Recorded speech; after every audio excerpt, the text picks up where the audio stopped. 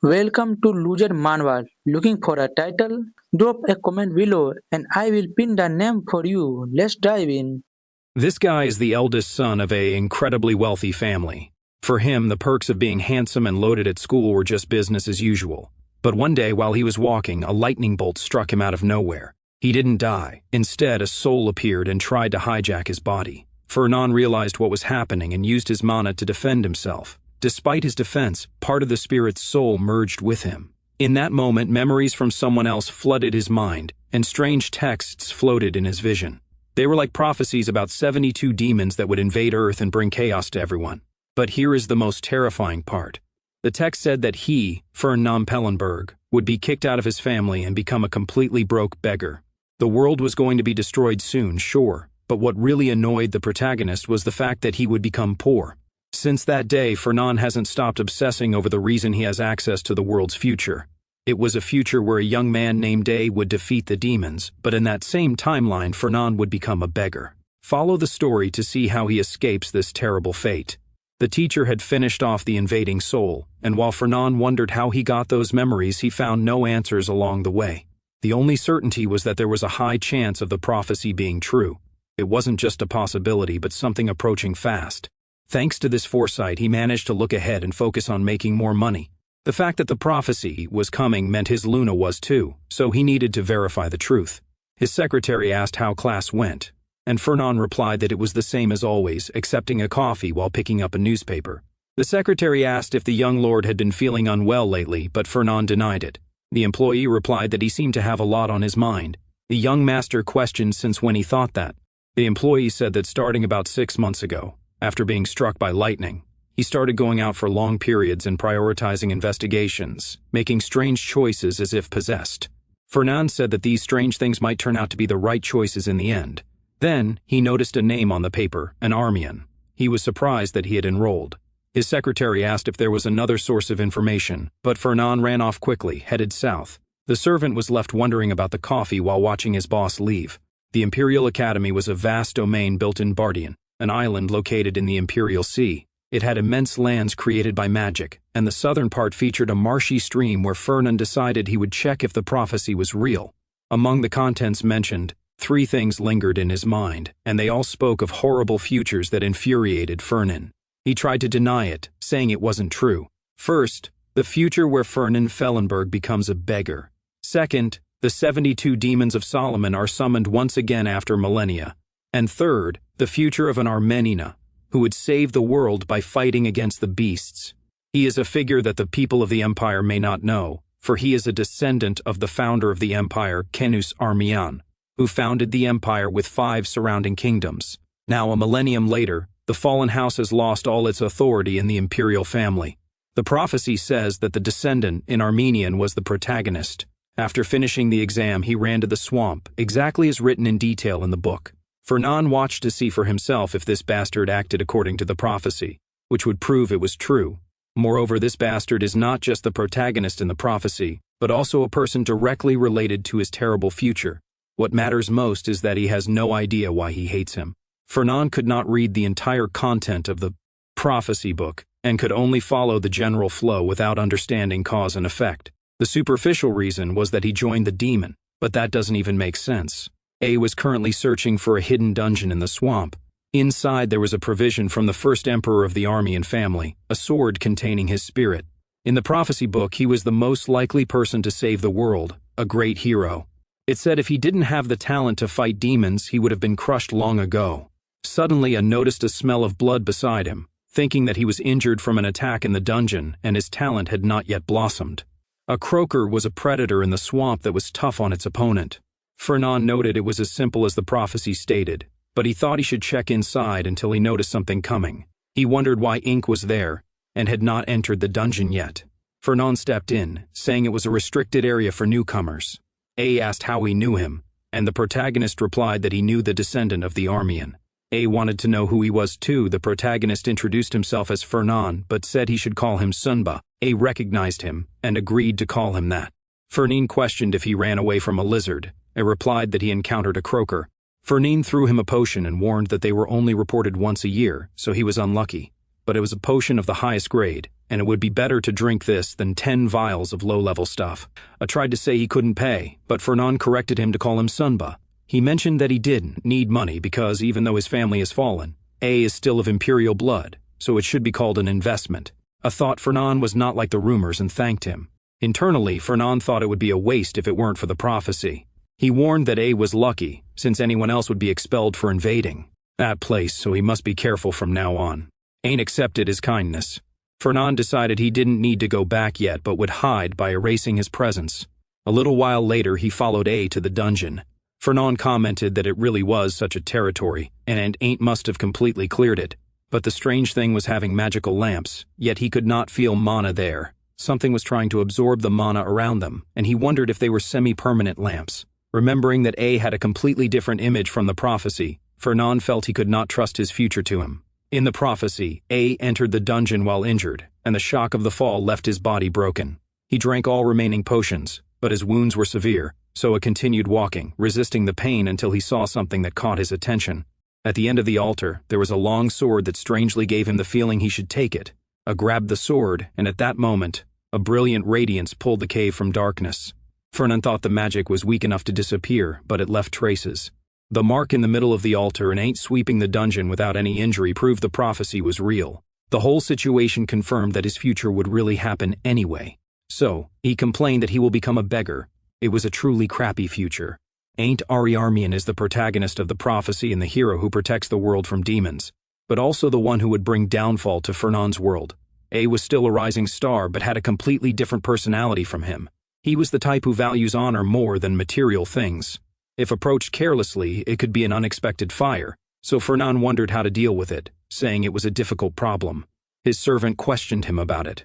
Fernand told Hyde that there was something on top that will definitely grow if he invests, then asked what he should do.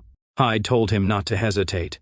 The young master complained that he has a personality that doesn't align, and Hyde replied that he doesn't care because the Duke says that even personalities can align with money. Fernand thought it was complicated to deal with demons and destruction. The difference in personality was minor when faced with a lot of money. Anyway, he needed more information about A, so he warned that he will find him now.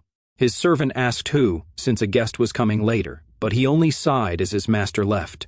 At the academy, the dormitories are assigned according to the entrance exam results, with 1 to 10 being Lebetis, the elite. From 11 to 30 are the extraordinary students, and below that was the D's dormitory. The ego of the sword screamed that name, claiming that a descendant of Armian was there instead of at the top, and it was unbelievable. Even if the current emperor knew, he would rise from his tomb angry, but A only questioned why demons suddenly appear. The ego of the sword responded that it was something impossible unless they interfere. A replied that he will not help with this as he is still weak, and the sword screamed that it does not believe that. He says that honestly, the first emperor was the true culprit as he abolished the imperial succession system and changed it so the emperor would be elected among the 7 electors. He donated most of the lands of Armenian to the empire and continued this practice for 100 years. The donated territory is no longer theirs, and over time they lost both their fortunes and their techniques across generations.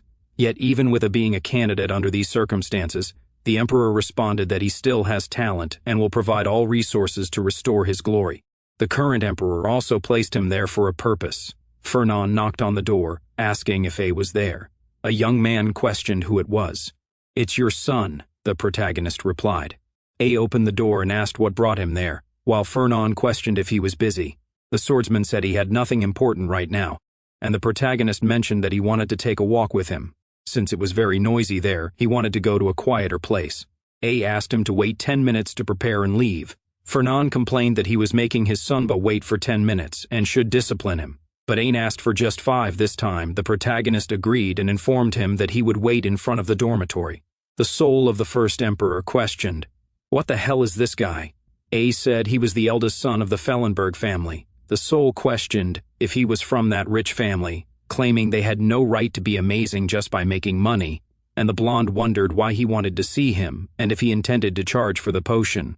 While in the room, Fernand commented that he brought the sword. He replied that he has no bad intentions, and the protagonist understood, remembering that knights do not like to be away from their weapons. Thinking that he must be infused with the ego of Emperor Gardner, he questioned the reason for the invitation. Fernan replied that it was nothing. He was just thinking about dinner. He told the boy he was free to ask for whatever he wanted. Tried to refuse, thinking it seemed expensive, but Fernan insisted he shouldn't refuse if he was offering, so he accepted. The protagonist thought he seemed kind and innocent, but he wanted to know how he managed to deceive him in the prophecy. So, he questioned what the boy wants to do when he graduates from the academy. Normally, students enroll to expand influence, but the Armenian family always developed their strength instead of socializing. It was surprising to discover that someone from that family came to the academy. Replied that he was tired of being treated as a joke. The Armenian family was still royal blood, even if only in name. That was the reason he will restore his family's honor. Fernan thought he has a lot of ambition and determination, proud of his lineage. He was not just a kind child. Fernan had a general idea of what kind of person he is, but decided he would sponsor him later. It was a good thing not to do it now, as it would have hurt the boy's pride since he prefers to lose his life than bow his head. His priority was to build loyalty and trust gradually until his time comes naturally. And when that happens, he will seize him like a fish, then extract everything he can to his side and hide. Fernan asked where his master had been. Fernan asked if he met with Berv, and Hyde said he only met someone as he summoned Lou at Bereave, thanks to their laziness. Hyde recounted that he should have sent her back as he knew his master would arrive late, but asked her to wait. Hyde questioned if he would not intentionally crush his determination. Fernan replied that it was easy to control that, but he put a lot of effort into the Bervs and that should work until he feels a pain. Hyde questioned what is wrong with his young master. Fernan replied that it was nothing, sometimes his head just hurts. Suddenly, he noticed something from the prophecy appearing. Now, a girl with incomparable blonde hair and a noble sword. In the prophecy, A was watching her dance with the sword, thinking that he would defend her even if her wings were broken at that moment. Those who hurt the girl were the Fellenberg family, and he has to free her from the shackles. Fernan realized that this is the reason why A hates him in the future. He cursed the situation while the girl just waited for him. Hyde froze, thinking Fernan was talking to him. Lua thought about Fernan Fellenberg because yesterday he deliberately left her waiting, but now he calls again. She complained that he was trying to defeat her spirit. Fernan watched through a window, thinking that he can feel the deep irritation. The Birch family is traditionally a count. It is a strong family guarding the north of the empire, and one of the 7 electors of princes. But the waves of monsters have caused enormous damage. Their fortress was swept away along with their glory, and Berv needed money to return. They sold their golden patent and their rights, and thus, someone reached out to the Bervs, the leader of the Fellenberg, his father. The Fellenberg family has excellent magic, but their fencing is poor. Even though they wished to improve, this was the perfect opportunity. They escaped annihilation but were suffering annually, thinking that if they push a little harder, they can break through and unleash their magical fencing. Of all people, Luina was destined to be A's love, thinking that this bastard wants everything, from saving the world to love. Fernan knew that since she is connected with A, he has to make sure not to hate him. Then he commented that the girl arrived early, but he apologized for yesterday since he got distracted for a moment and didn't do it on purpose. Luan responded, "It is always the unhappy part that suffers injustices." Fernan complained that he didn't say that. The girl accepted, but she questioned why he called her there. Fernan replied that she must already know and thought he should earn a favor from her. In Phase 1 of the plan, he warned that there was a junction between the magic department and knights, but Lua refused before he completed the sentence. She asked if he would lose to be her partner and wanted to know why he would do that, since joining him is useless and she has better options than someone ranked 10th. Fernan warned that if she maintains the partnership for 3 years, he will increase all accumulated interest. But there was a condition, accepting him as a sponsor. Lua questioned the reason. Fernan explained that the junction was important, but the girl said that is not it. He wants her not only as a partner but also as a sponsored one, even being from the fencing department. Fernan responded that most of the money he sends to his family, and everyone knows he lives worse than most commoners. Sponsoring her doesn't mean anything special, he just wants to invest because she is talented. Lua responded, "Nobles usually don't sponsor other nobles." Fern reflected that she also values loyalty and honor, so he said that families share noble status, but that doesn't mean they are equal families, thinking that the honor of Berv is greater but cannot be compared to an ancient royal family. Lua questioned if he was insulting her. Fernan reflected that, unlike Armenian, it was a direct offense between families. Even if she hates it, she will accept. So he said it is not the time to be proud since he didn't lie when he said she is talented. He saw her sword dance recently and it was very noble and beautiful, thinking that she will not refuse someone who recognizes her talent. She questioned what he meant, and Fernand raised his hand, warning that he wouldn't forget this. Then he started weaving many compliments, and Luna, embarrassed, told him to stop. Fernand said he can't do that. Then he shouted that he couldn't find words to describe the perfection of her dance, making Luna agree to be his partner. In the room, her maid read the sponsorship contract, which would not be public. Most of the clauses end after graduation in exchange for her being his class partner for 3 years. Luina commented that the conditions are too good to refuse. He had said he saw potential in her sword dance as something supreme, noble, and lived. Moreover, he couldn't find words to describe the beauty of it. This infuriated the maid. She complained that this money-obsessed maniac was trying something. But Luna told her not to say that since he is still the heir of the Fellenberg.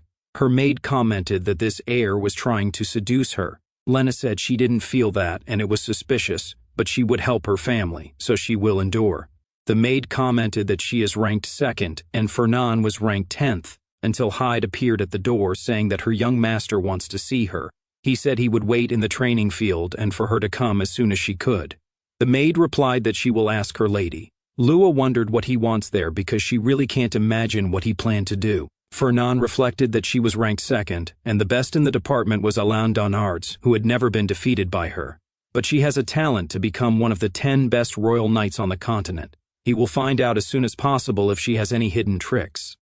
Luina approached, saying she didn't understand what was happening and wanted to know what this was all about.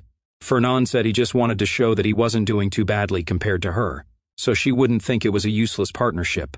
Even if ranked among the top 10, she would have to acknowledge that he is quite skilled, though there was still a chasm between 2nd and 10th place. Fernand replied that he understood. Luina said that since he wanted this, he should go ahead and prove it. She would even let him attack first. Fernand drew his staff. Creating a stone magic above her, he began to conjure. The fragments were launched at the swordswoman, but drawing her sword, she cut them in half. Lua decided she would advance against the mage, cutting everything in her path to get there. She reflected that he was tearing up the training ground as he created lightning magic this time, forcing Luina to cut again. But he was actually behind her, preparing a larger-scale magic that destroyed everything in its path. Lua noticed it was reinforced with all kinds of magic. Not even normal spells left such a mark. Then she realized what Fernand wanted to show. He had been hiding his true power all this time. The entire battlefield levitated along with her. Luna dodged, asking how he was conjuring multiple high-level spells this way, wanting to know how much mana this guy had. He definitely did not have the skill of a mere 10th place, and she had completely underestimated her opponent. At this point, she was about to lose, so she released extreme energy from her strength. Fernand was impressed and smiled. Even the walls of the field were drawn in, and the final duel occurred between his magic and Luina's fencing. She charged at Fernand, and his staff fell to the ground. The protagonist warned that he surrendered. Luina questioned if he was provoking her, but the protagonist replied that he was not. His mana had simply run out. A mage without mana cannot defeat a knight. The girl thought he was not pretending, for he had definitely run out of mana and could not win in this state. Since she blocked all attacks, victory was hers. She wondered why she felt this bad feeling now. Fernand warned that he had something for her. He handed her a gift, saying it was a reward, and he heard she likes chocolate. It was made with whiskey from his family and was quite good. But if she didn't like it, he could give her chocolate from the world tree fried, or also the specialty of the Freysia kingdom, Krakenine chocolate. Lua questioned if he checked her past. Fernand replied that he didn't go that far for someone like her, he just looked at the personal details of all the top 10 students. Lua commented that giving chocolate just for winning a duel was childish. Fernand joked that he wouldn't force her to take the gift. The girl took it from his hand, but she asked him to wait a moment before leaving. She said that he had enough mana to land brood attacks unilaterally and she was forced to go to her limit, questioning why he pretended to be just a top 10 with such power. Fernand replied that a merchant does not walk into the spotlight. Back in the room, Hyde questioned what happened there, for he completely broke his mana storage and amplifier. Fernand replied that he dueled with Luina, and she is quite strong. He was prepared and still lost everything. Not only that, but she spent all her mana. Hyde questioned how he could use such precious items on that and if she was really worth that much. The protagonist replied that it was an investment for the future. Fernand reflected that Ain Armian did not judge wrong. The fencing was indeed elegant, and he understood why it was something secret. Moreover, Luina definitely has talent. He wondered why she never tried to take first place, suspecting it was because her equipment was of low level. Hyde questioned what he would tell the Duke, for the secret fencing of Burv was highly sought after. Fernan said he is a bit worried. Hyde questioned if his father would disown him for that, but the secretary denied it, for he would probably take his life before that. Fernan thought he wouldn't do that to his son for messing up his plans. In that case, he decided to first send a letter to his father about the matter. A vivid image of his collapse after reading it filled his mind. Wild thoughts and anxiety took over Fernan, and he spent his time trying to ignore it. A few days later, a response finally came from his father. Fernan replied that it came faster than he thought, and Hyde said it finally happened. The protagonist questioned if his father asked him to separate any message, but the secretary denied it, warning that he felt as if it were his last day serving the young master. Fernan thought it was not his fault, for he should be rejected thanks to ain't for the crime of consorting with a demon. The incident was not particularly related to that, so it should be fine. He then said he needed to see his father now.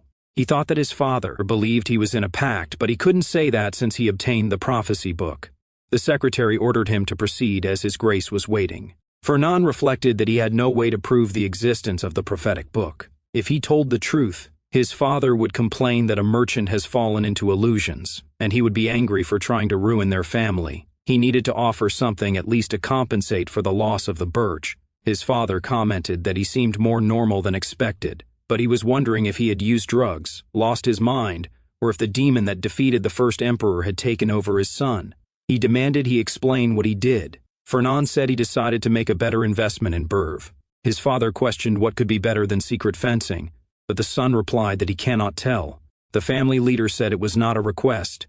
Now he is a sinner trying to ruin the family's fortune. Fernan responded that he is aware, but his thoughts have not changed.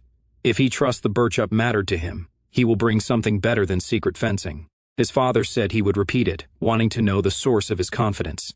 Fernan repeated that he cannot tell.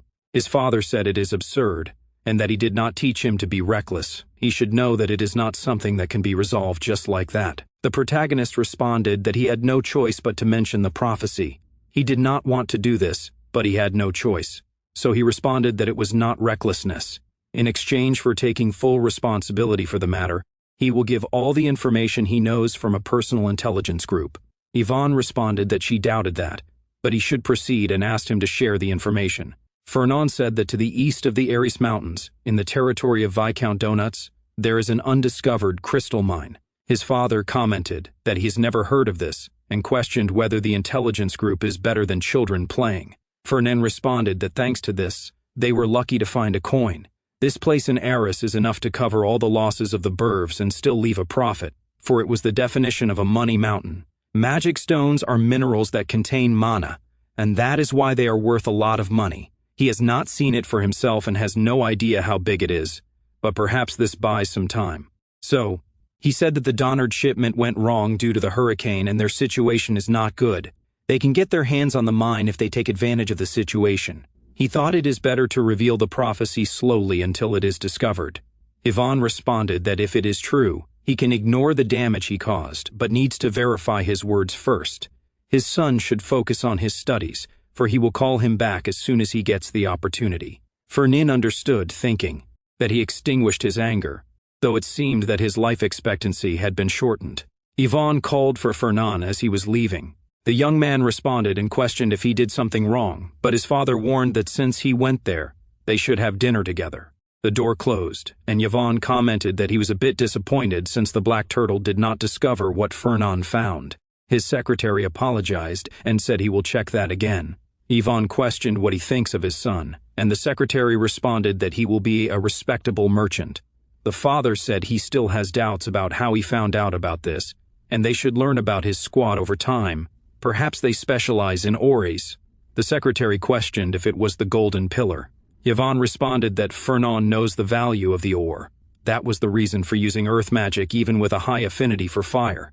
Of course, they should verify the information first, and the secretary said that perhaps their young master really has the golden pillar, for it would be possible to grow the organization beyond expectations if it is true. And Yvonne says he has always been interested, but this was truly extraordinary. He added that the secretary should also look into Luina Burv and how she seduced his son. The secretary questioned if they were in love, and Yvonne responded that there was no reason to invest in that, but Fernan did so for no apparent reason, and it seemed his eyes were enamored with youth. However, he had a feeling that this was not everything, wondering what on earth could make this boy, who loves money more than his father, act this way. In another place, Fernand commented on Aaliyah teaming up with Carlos de Neve, and Lunia confirmed it. The protagonist said that she originally ranked 4th in the department, but the girl responded that she was originally 5th. Fernand wanted to know why they were partnering up and why it mattered. Lunia said that everyone would find that out in the end. They joined for money, and as expected, there was something to deal with. But it wasn't wrong.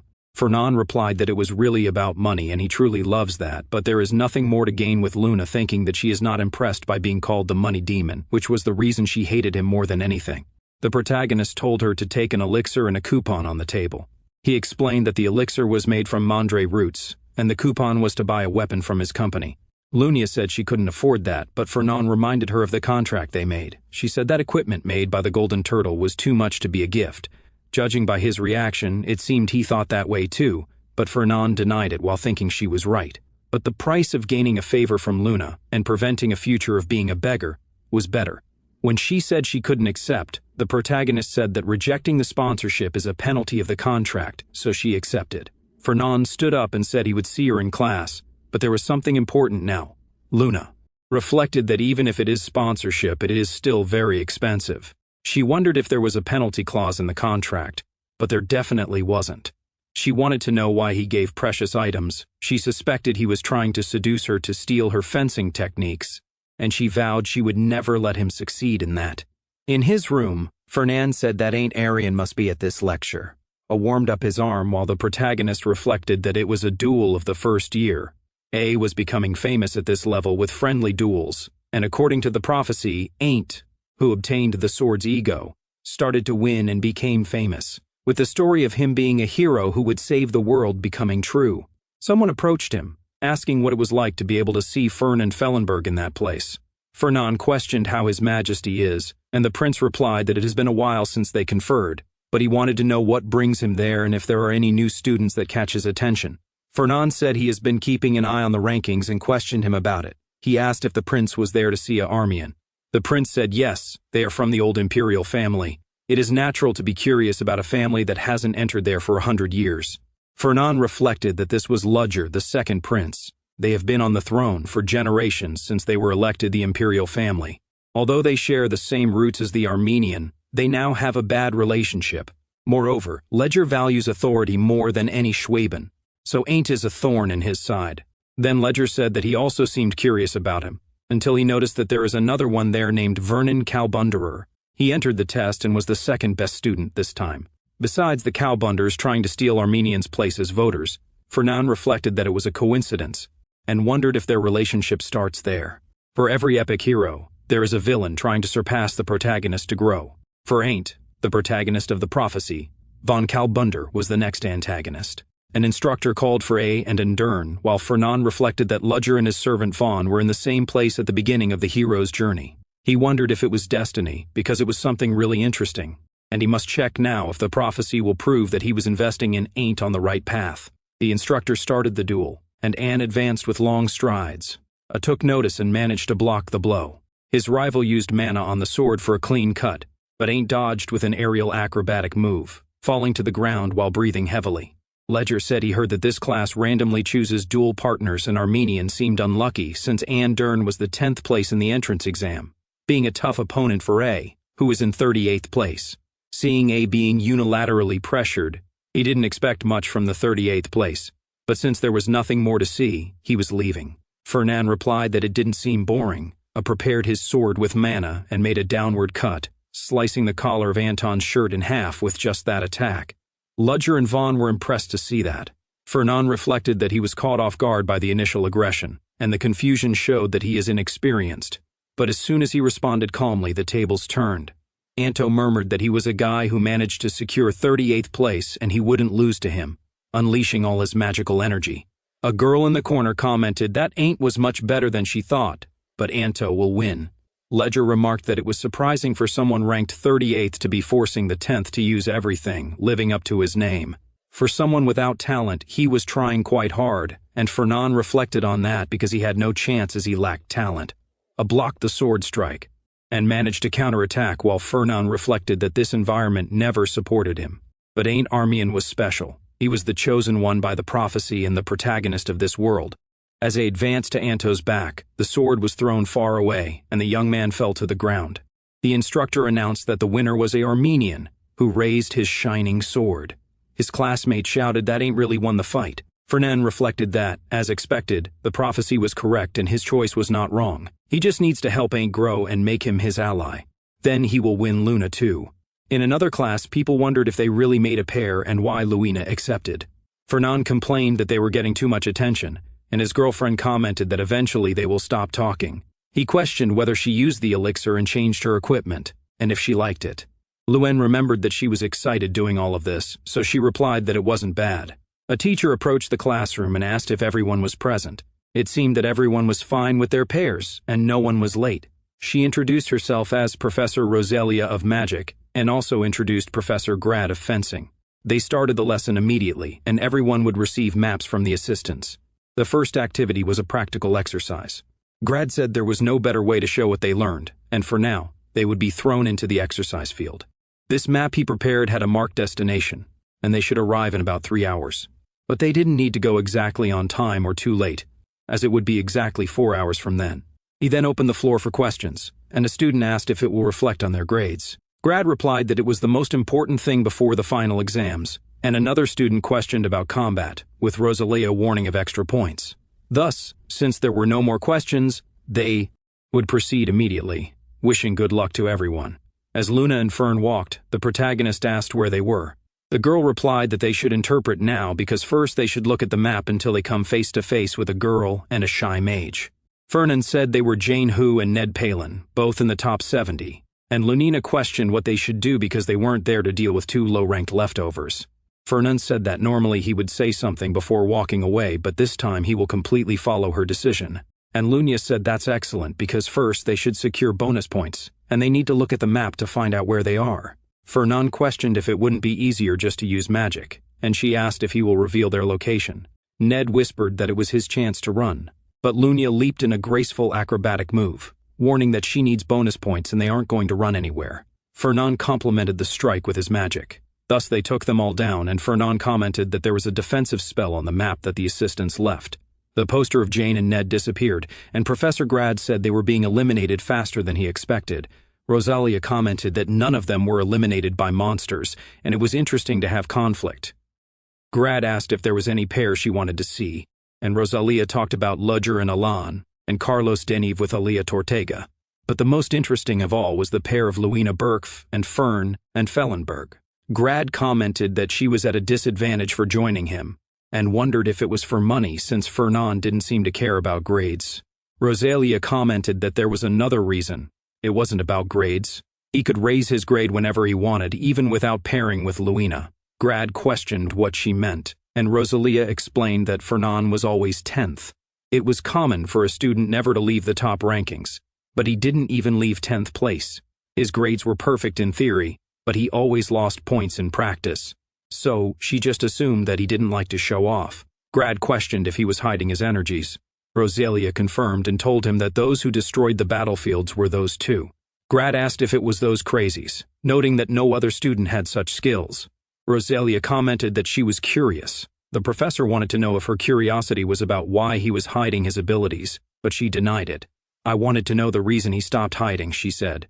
Meanwhile, Fernan stood on a rock, saying that the marked place on the northern coast was right there, and it must be a mountainous desert. Lua warned that it was over, but he wanted to know about his side and where he was going. Fernan got down from the rock, saying they should go northwest and that there are some people there too, questioning if they should find the next pair on their way. Luina said they have plenty of time. Suddenly, a massive rock materialized thanks to his staff. Someone approached, saying they finally met there, and called for Fern and Fellenberg. Lunia complained about Carlos Denve trying to attack from behind. He questioned what was unfair, asking if he forgot that the teacher talked about real practice. He claimed she should let him go after they meet, as it should actually be fate. Lunia questioned why he was angry. Fernan replied that his pride was hurt by losing the pair, but it was really childish to do something like that. Lunia commented that she belongs to no one. The protagonist joked that his actions are very foolish, but Carlos told him to cut that out. Both continued, saying it would be better to score more points by capturing strong people, but they can't just wait. Fernan said he will help her, so she should feel free to go all out. And Luna told him not to get in her way because they don't even coordinate their movements, they don't have that kind of support. Fernan said that a duo fighting separately is pointless. He started lifting dozens of rocks while telling her not to worry. They began to circle that duo, and the protagonist told her to trust him. In the viewing room, Rosalia commented that a big fight is about to happen, and it's in the deserted area of the mountain. Grad questioned if they have already defeated the monsters. The teacher said they don't appear in that area, so they should look closely. Grad commented that there are 2 pairs the teacher mentioned, and it would be perfect. But would they be able to see the true abilities of Fern and Fellenberg? During the combat, Fernan used his magic to provide support and allow Lunia to advance, while the opposing duo did the same. She wondered what this was because her body felt lighter than before. She wondered if it's Fernan's support magic, as he is invoking it in her while moving. Fernan winked, saying it's amazing, which infuriated Luina. Aaliyah tried a slash, but the girl dodged with a jump. She thought she doesn't have time to get distracted and first has to get rid of the girl, clashing her weapon with the other girl. Lena tried to pressure her with all her strength. Carlos cast a lightning spell that flew toward her. Luna noticed this while enveloping her sword, realizing that her body wasn't moving anymore. Ilya smiled, saying she captured her, but Luna complained that it's nothing. She just put her aura out while her enemy advanced. Suddenly, a rock prevented the blow from getting closer, and Carlos questioned what happened. Lua suddenly appeared next to Fernan, surprised. The protagonist replied that it's magic his family developed recently, where they exchange things that have the same weight of place. Lua questioned how he knows her weight, but Fernan told her it was written in the student report. She dodged a blow, commenting that the rock seemed heavy, but it wasn't that much, and she would hear more about this later. Besides that, she would burn that student record. Fernan complained that this will take her life if she doesn't hold it correctly and move gently. Lunia said she will take care of Aaliyah, so he should focus on blocking Carlos. Fernan complained that he had to roll on the ground several times until he saw a magic circle in the sky. Fernan commented that he's wondering why Carlos doesn't use this, thinking that his specialty is summoning lightning, a massive pillar of light that gathers dozens of lightning bolts at the same time and is more destructive than that student. For this reason, he is the best. So he warned that he needs to research how to block this. Then he took out 2 balls, warning that he will see how effective this is. Fernan used his magic and began to gather mana. Carlos was completely focused on his multiple concentration. That blow was drawn toward the protagonist, hitting once again.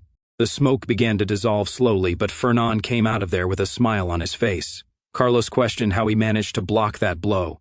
Fernan threw the balls, saying it's a device that absorbs mana to store it, and he modified it a bit. Even though it's expensive to make, it seems effective. If refined more, it would be a production success and would be good to sell on the market. Carlos shouted that using an artifact is cowardice. Fernan questioned what cowardice is and said it's real practice, just like the teacher said. Luina made Carlos turn to his teammate. The protagonist ordered her to finish it, and thus the girl prepared herself, making a cut using her aura against Aaliyah. From a distance, Ludger and his colleague observed the fight. The prince commented that only 2 out of 4 remain, and Elaine said that the assistants will send him to his destination. There was no mage among the students who could block Carlos in magic. Ledger said that Fernan and Bereave had enough power, and the boy will no longer hide his strength. He has no chance of keeping up with Berv's pace, who is obsessed with grades, and if Fernan uses his true abilities, the rank increases. His circle was full of people who would jump at him if his rank fell, so he cannot let him become a potential rival. Just as he followed him to safety as promised, he will raise his level in the test. This pair had been eliminated before him. Luina, Berv, and Fern and Fillenberg should be captured. The duo cut a troll in half with their strength.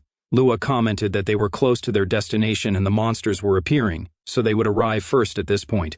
However, Fernan seemed to ignore her while absorbing the troll's body. She asked if it was really necessary, and Fernan explained that troll blood was a key item for his potions. The girl commented that she knows this, but compared to her wealth, it was nothing, and that was why they called him a maniac. Fernan said he managed to recruit her thanks to that. She told him to keep moving, but there were only 8 pairs left, and the boy joked that she got lost on the points. Lua said she still has a good reason why she should be the best student. She called him, and Fernan said he felt it too. There were at least 20 people, and he felt as if they were all aiming at them with the pairs advancing. Fernin and Luina managed to fight them with their strength. Alan rushed towards the girl with all his speed. He prepared to strike while Luina recognized him. Both collided their weapons with all their might, being repelled thanks to the opposing forces. Then they advanced once again towards each other. Both emanated their energies and clashed their swords once more. From afar, Ledger levitated, gathering a fireball with his mana. But his magic was prevented from being invoked thanks to Fernand's earth power.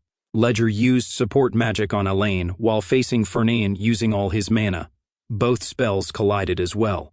A massive explosion occurred in the combat area with all its force. Ledger commented that he was just going to stay back and watch, but they came and eliminated half of those following him in the blink of an eye. And if he really was going to do that, it doesn't seem like Fernand, who responded that he just wanted to secure first place this time. Ledger said that won't happen, and they should settle things peacefully instead. He knew there is less than an hour remaining. If they fight now, none of them will check in. He questioned them about letting him and Elaine take first place, because it would be a victory for everyone if they came in second. Luna responded that she prefers to lose in a fight than give up first place, and Fernand agreed. Ledger says that the negotiations have failed after all. Then, he unleashes fire magic, saying he wants to see what Fernand has. The protagonist replies that he can't wait for that moment, surprising the prince. A magic circle envelops them from below, levitating the earth. Fernand's magic was enough to change the entire landscape of that world. The boys scream that it was a trap and they must flee, but the stones come together, trapping Elaine and Ledger. Fernand questions if they should walk, while Lunia seems impressed. She asks why he didn't use that trick earlier, walking towards the designated area. With the end of the test, Grad congratulates the good work and says he will announce the ranks. In first place were Luina Berv and Fernand Fillenberg. In second place were Ludger Schwaben and Alan Denerates. Fernand says that at least they made it, and Lunia comments that both were good and they couldn't defeat Elaine. Honestly, she didn't expect them to end up on top. Fernand says it was first place even if they didn't defeat anyone. Lunia says it was her first time being there and it was truly something incredible. Grad tells them that this concludes the test and they will return to the academy quickly, so they should stay close without leaving. Lunia asks if he knows the newcomer, Ain't Aryan, and mentions that she met him the other night. Fernand questions if she met him and the girl says she saw him while training. He was interesting because it was similar to when he secretly watched him doing the sword dance. Suddenly, Fernand feels a headache. Lunia questions what that was. The protagonist feels the prophecy coming and says that another part has been revealed. He wonders what was happening and if the story has changed this time. In the vision, a shouts at the girl, questioning what she was doing. Luna replies that she did not become his knight this time, but fighting was her destiny, being the shield that protects him. Thus, she advanced towards the demon Andromalius. Fernand wonders if it was changing again. Lunia wakes up in the hospital and says he brought her there crying, while complaining that those bastards tried to bring down the Burka family and it was the fault of the rich kids called Fellenberg. Fernand gets furious thinking that he was bold to speak like that to his Sonba, until he returns to his reality for a second. Luna asks if he is okay as he collapsed suddenly and wants to know if he is sick. The protagonist replies that he is really fine. Rosalia questions if he should go to the infirmary, and Grad says he must be stronger than himself. Fernand thinks that Ain Aryan began to see him as an enemy from that point on, but he wants to know why suddenly there was another prophecy and it was all about Luina again. Andromalius was one of the 72 demons that descended to the world in the near future. In the carriage, Hai congratulates him on the good work and says he heard he was in first place. Fernand tells him that he used tons of energy, and Hyde tells him to sleep because he will wake him when they arrive in Labotus. The carriage continues moving along. Fernand reflects on Andromaeus, the 72nd demon with black hair and eyes in the form of a man with a serpent coiled around his right arm. No matter how much he researched, that description was all he found. In that day and age, the existence of demons was mystical, as they were swept away by the Emperor without showing themselves to the world again. Without information, A would take care of everyone, so it was not problematic. But Luina was seriously injured during the battle in his vision. Fernand wonders if he should tell her and if she will believe it. Reflecting that he tried to bring her before, he asks her.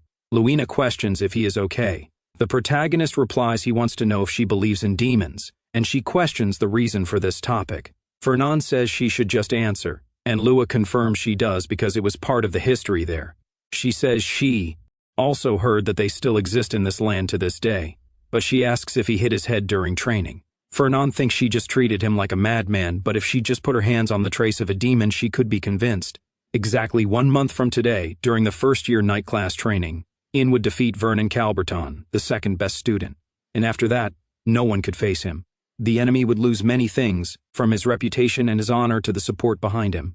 In the end, Calberton was possessed by a demon, and at that moment, a demon makes its first appearance indirectly. Fernand thinks that if he uses this incident well, it could be easier to persuade people for his help, but since it would be clear evidence, he could use it as a foundation to expand his plans. The problem was that he did not know where and how he would be possessed. Wondering why he could not see the other parts, he found it annoying. Ain't reads the newspaper, saying it was expected by Fillenberg. Berv is still prestigious even with its military rights, and the ego says it was all thanks to her and Fillenberg did nothing. But he should not compare the two families, as the only knight who stayed by his side was Berv. In says that these days people value the Fillenbergs more. The ego complains that it was the end of days, and if it were not for the damages of war, he would never have associated with those guys. But he remembers that Ink could ask him for money because that boy was really kind to him. Fillenberg must want to establish a connection with Armenian. They never say openly what they want, and will make him lower his guard. Questions if Fernand appeared for strange reasons, noting his family was ruined so it doesn't even make sense. The evil questions why he was cursing himself, and says that the reasons do not matter. A says he did not think Fernand was being kind because he wanted something when he came the first time. He gave him a potion when he saw. Hurt by a monster. He definitely did not have calculating eyes and was genuinely worried about him. Asking for money from someone was something without honor, and trust is not bought with money. The ego screams that it was totally frustrating. Even the previous emperor said he had great financial support, but he could not even buy a meal. The Fillenbergs are not the type to offer something out of pure kindness, and he should stop talking and go with him. Going to the dormitory, A asks if he can meet with him now. Ide says that his young master takes care of the merchant guild while studying and is very busy. Apologizes and says he is not a visitor, but ain't Aryan who came to see him. The secretary says he mentioned this, but he was busy and should return.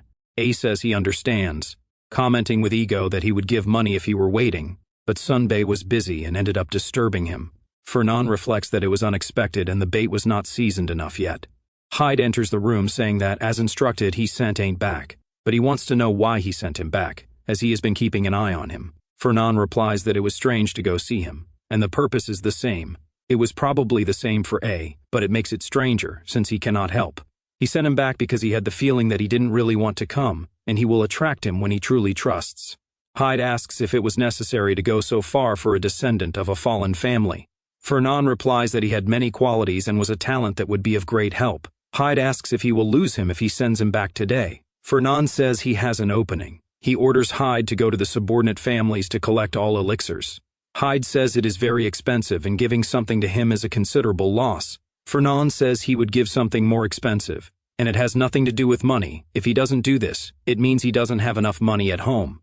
A questions if he met the butler of the Fillenberg family. Ego complains that he apologized for sending him away. Ain't recounts that he gave this box with a note, but he wants to see what kind of apology it was. A reads that it was an elixir made for him, so he should accept it.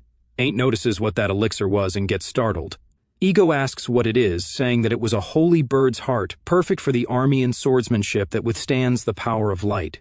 This guy Fernand was really thoughtful, and it was good to see him later. Says he can't believe someone like him can like him so much and will work harder to meet his Sunba's expectations. A few days later, Fernand questions what the result was. Hyde says that ain't defeated Vin Kalbunder. His swordsmanship was a bit better, but Armin's aura overshadowed his skill. Fernand thinks the prophecy will happen again. He questions if it was thanks to the elixir he gave him, and Fernand tells him it had some effect.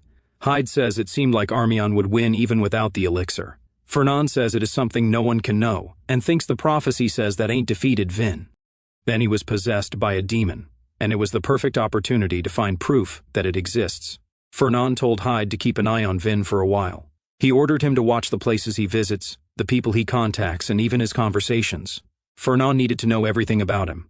2 weeks passed since he started observing Vin, but nothing happened. Something was not right, something bigger was happening.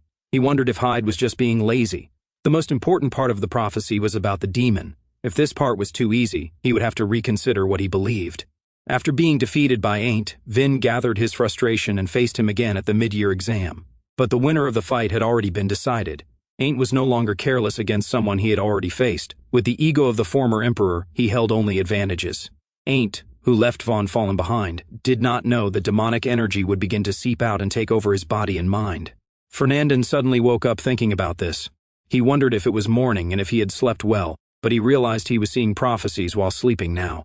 Still, he found the exact moment when Vaughn is possessed by the demon. It was after losing to A in the exam.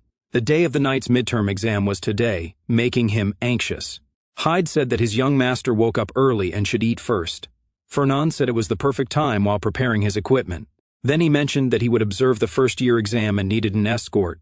Hyde said he was summoned by the Duke, so he would go later. Fernand warned that he would take someone else in his place. Hyde questioned who, as he had no friends. The protagonist said it was a friend he bought with money, going to visit Lunia. She said she was busy studying for the tests, and Fernand told her that was exactly why he needed to go. He added that if she came with him, it would increase the terms of their deal for a few months after graduation. She decided that she would go. Questioning where the place was, Fernand said it was in the deserted mountainous region. She complained that this place was now used for exams and it would be a violation of the rules if students from other years went. Fernand replied that he could allow it with money. She commented that he seemed like someone without a brain since the one who brought them was Professor Grad. The protagonist responded that he was flexible. Lunia said she would go back to the dorms. Fernand shouted that they wouldn't get caught breaking the rules and she should keep her word. The girl responded that it wasn't that, she just forgot to bring her sword. The boy asked her to go get it quickly while he waited with an invisibility cloak. Fernand whispered that he needed to hide his presence from the teachers and assistants so they wouldn't find out. He thought about bribing Grad, but that would be a problem. Luna replied that he should know that. Doing something without knowing was worse. Fernand said she was a good girl and should keep going, but he would wait there to check where they needed to go. He thought about how A was currently in second place. He was very close to Vaughn, who was third, and wondered if they had already fought. Then he decided to follow that path, and Luna complained that it was against the rules for a student to have a professor's map. Fernand just told her to follow quietly until he felt something. She wondered if it was a monster screaming. Then they heard the scream once more. Lunia said she would check because there were many freshmen around. She kept running, and Fernand said it was dangerous to go alone. He followed her down the path. Lunia commented that a student seemed unconscious and was attacked by a monster, but thanks to defensive magic, he had no injuries. It was strange, because the monsters of this era were not usually fierce. Fernand thought it started earlier than he expected, and he wasn't able to check Vernon's condition. Then, he felt a pressure, and Luna questioned what in the world was happening as a huge explosion erupted in front of her. She turned her gaze, coming face to face with a troll running towards her. The girl managed to sever the troll's arm with her sword. The troll got up and charged again. Luna wondered why it wasn't stopping even after having its arm severed, but a rock hit it from behind. Fernand had used his magic to create stone spikes, launching them against the troll's back. Lunia jumped to a tree and clung vertically, dodging as the troll struck again. Then she landed on the ground, questioning Fernand about what that was. The protagonist replied that it was a berserker that doesn't feel pain. This type of monster is on another level, and the only way to defeat it is to separate the head. Lunia asked what made it go berserk, and Fernand reflected that the prophecy spoke of the demon. While the instructors and professors were dealing with the anomaly, Vaughn attacked Ain't with his power. In drama, whenever you face a crisis, problems appear simultaneously. He prepared his staff, saying that for now, they would deal with this bastard. The map disintegrated. Meanwhile, elsewhere, Vaughn fell to the ground complaining that he lost again. As a turn to leave, Vaughn tried to restrain him. Armian responded that it was over, and the match had been decided. The word defeated echoed in Vaughn's mind. He thought he had already failed the expectations of the prince and his family. If this went wrong, he would lose his position as heir. Then he clenched his fist, saying he needed to defeat Armian. He rose from the ground and charged at it with all his strength. The protagonist turned with a smile to deal with the possessed Vin, making some sword movements and managing to cut him. The sword's ego wondered what he wanted to achieve by advancing this way, instead of accepting defeat with honor. He called him a bastard who lost his chivalry and ordered Ain't to take his life, but Ain't denied it. Gardner complained that he was a worm who would tarnish the honor of knights. The boy responded that it wasn't a real fight and they should leave. Fernin and Lunia finally managed to defeat the berserker. The girl said she needed to forget about the elixir and get out of this fight that wasn't theirs. Fernin complained that she couldn't decide that, and they would cut through the horde of monsters. Luna called him crazy. The protagonist commented that she should know it's not hard to defeat a berserker. Luna questioned if he anticipated this when he said he needed an escort, but Fernand denied it. The girl said it didn't matter what he thought, the elixir was no longer more important than him. But the boy responded that it was. fleeing far away while shouting that it was much more important. In another place, Lunia questioned if this was the location of the cursed elixir. Vernon reflected that it seemed the fight with A was already over. Lunia noticed Vernon's body, and the protagonist told her not to approach. She moved closer and said it was Calb, wanting to know who did this to him. It seemed he fainted while fighting, and she wanted to help him. She said Vernon should help, but the protagonist said no and told her to stay back. The girl responded that she couldn't leave a collapsed person behind and they should move him to a safer place, but Vaughn suddenly got up. Lunia felt what was happening and instinctively stepped back. She said that this aura was something she had never seen before, wondering if it was really Von Calb under her. Fernand replied that it was demonic energy, and the girl questioned this. The protagonist responded that this bastard was possessed by a demon. Observing Vin in his state of unconsciousness, Fernand reflected that according to the prophecy, once possessed, he would go to A as soon as he woke up, but it seemed the target had changed. Lunia repeated that a demon had appeared there and wanted to know how. He knew this, while Fernand reflected that, through his eyes, Vaughn had already lost everything. The girl responded that they must subdue Calbunder first, but the protagonist touched Lunia's shoulder, warning her to just wait for 10 minutes. She turned around but didn't find the protagonist behind her. Vin lunged at the girl. She dodged, trying to bring him back to consciousness. Vaughn made several slashes with his sword filled with demonic aura. Defending herself and feeling the pressure, Luna reflected that he was strong and at this point she would lose, so she used her aura to repel Vin away. The demon fell to the ground, and she advanced with a knee strike to his chest, screaming for Vaughn to come back to himself. The demon just screamed several times. Then he grabbed his sword and swung it in a cut that Luna dodged. The demonic aura took over the boy's body again. Luna drew her sword, now surrounded by energy. Vaughn charged, and both collided with full force. An impressive exchange of blows occurred, and an explosion between the two energies filled the area. Lunia stepped back, thinking that her aura was fading quickly due to the demonic energy. She wondered what she should do, as at this point, her aura would run out. It didn't seem there was another way, until she noticed something in Vin. Luna calls for Fernand, who shouts for Lunia to come to him. Vaughn turns and makes a strange groan, but the swordswoman steps on his head while running over. Fernand says it was that way, and they must go quickly.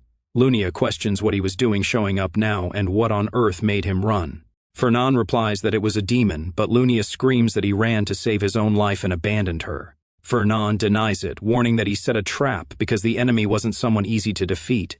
It was close to the time he would fall into it. Vaughn stepped into a place full of mana. Stones begin to rise from the ground at an immense speed. A magic circle appears in the sky and traps Vaughn in the air. Fire erupts from the magic, starting to shoot at the demon repeatedly. Lunia says they didn't need to go that far, and questions what happens if Calbunderer loses his life. Fernand repeats that it won't happen and tells her to observe, noting that it was as if they had only made him angrier, with Vaughn releasing more energy. Lunia says she noticed something while fighting, but Fernand complains that he didn't want to use that. He takes out a mana crystal and starts to conjure some kind of energy. Fire begins to envelop the demon once again. The mage finishes his spell conjuration with a flaming pillar surrounding the demon. Afterward, Vin falls to the ground immediately after this blow. Fernand says it worked and the operation was a success. Lunia questions if it wasn't a waste to use such expensive items, and the boy says the situation doesn't help. The girl recounts that if they had worked together, they could have defeated him without those things. But Fernand replies that the demonic energy was too much. Lunia says, it certainly seemed capable of destroying the world, but he is still Veron Calbunder. The protagonist becomes aware of what he just did. It was true that Ain't was the hero who would save the world, but he still hadn't awakened his powers. Based on the current point, Lunia, naturally stronger than him, he became so fixated on the word demon that he forgot something important and spent too much to set the traps. Lunia says that Fernand lost focus in his eyes. The protagonist just repeats how much it costs to do that. While the demon rises, he lunges with a jump but is struck in the face by Fernand. Then he falls to the ground unconscious, with the protagonist calling him a wasted demon. Sometime later, Vaughn sees what happened and asks if it really is him, for he could not be sure. Fernand replies that the recording sphere resembles the exact scene that it was, but there was no way to have forged this. Vaughn responds that he remembers nothing after fighting. Fernand replies that after losing his head, he was possessed and attacked them. Vaughn complains that he has never met a demon.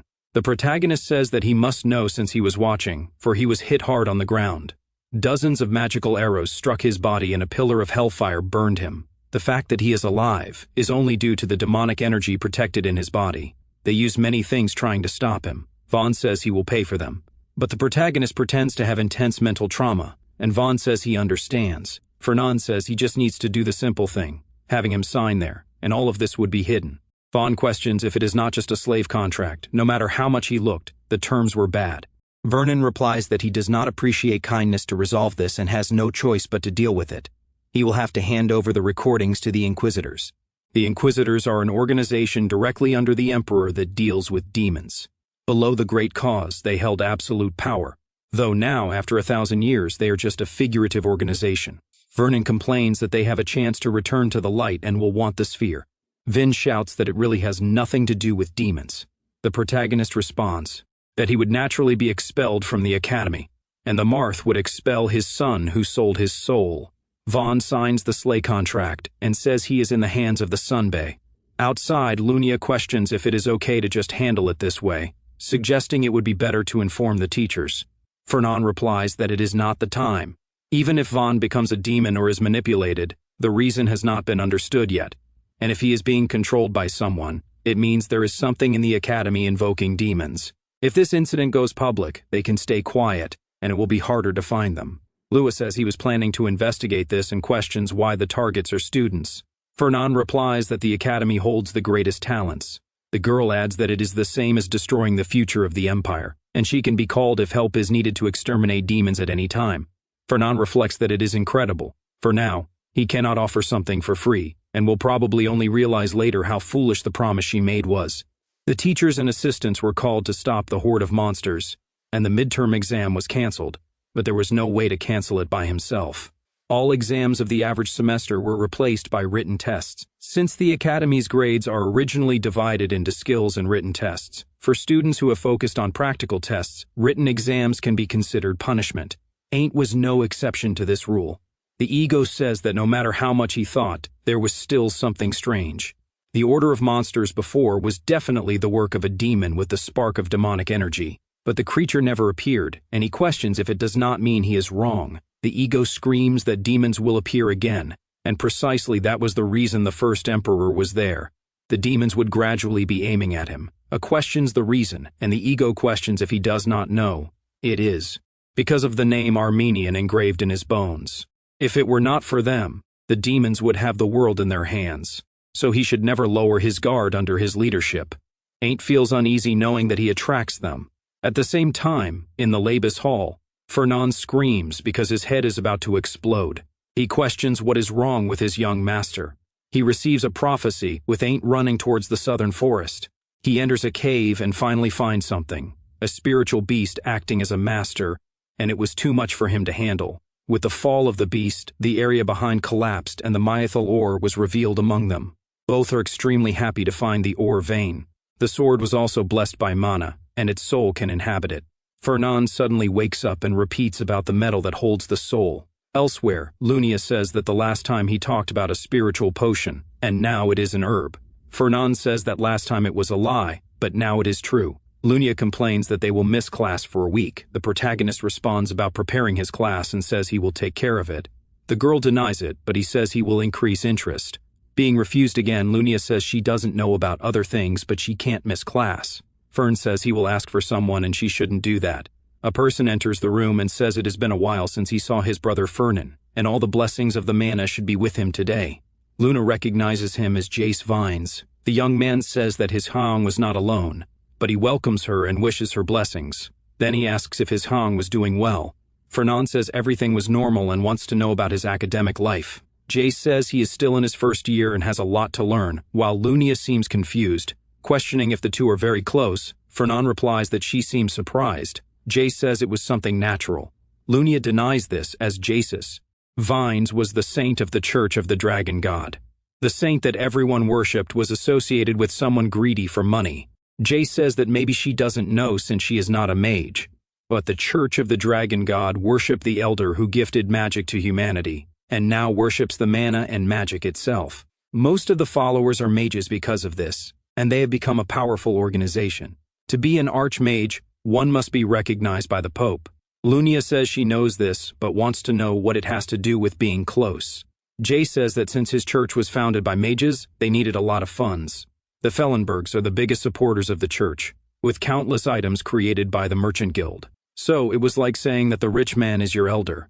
Fernan jokes that he is still older than him. Luna asks if he really is the saint. Jace jokes that this kind of thing really hurts even him, but she changes her mind, saying it was just a joke. She understands about the relationship now and will be on her way. Jace questions if she was already leaving since he had just arrived, and Lunia says she doesn't plan to get involved in this. If she changes her mind, she is free to come back, and the saint blesses her as she leaves. When she leaves, Jace questions the reason for calling him.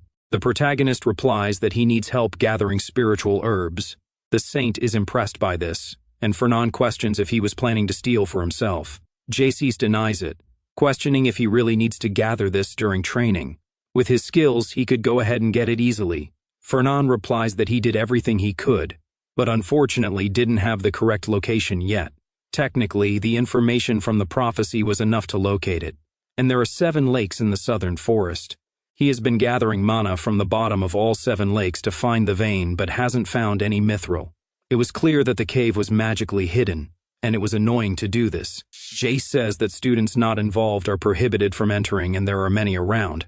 But Fernan warns that this was the reason he signed up to be an assistant.